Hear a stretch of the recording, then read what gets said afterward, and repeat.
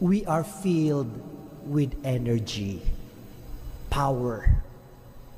But oftentimes, we just do not know what to do with our power.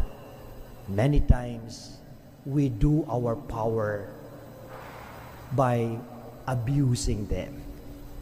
Kaya nga, in the gospel of today, Jesus is simply saying, use your power, use your energy the right way. And so, we are invited. Sana, gamitin natin yung mga kapangyarihan, yung energies na binigay sa atin ng Diyos sa mabuti. And that's why, in the first reading of today, St. Paul was saying, I am boastful, yet I boast not for myself, but for the Lord.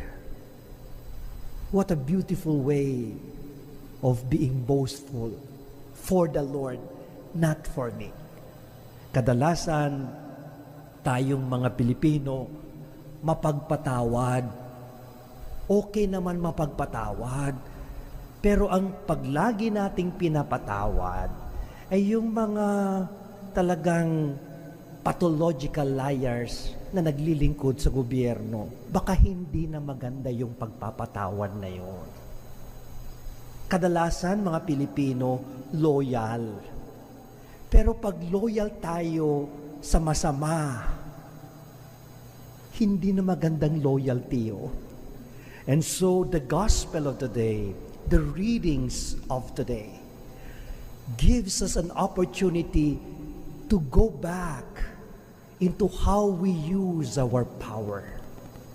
Sana, anumang power, kapangyarihan ang ibinigay natin, huwag nating sayangin sa masama, but all for the glory of God.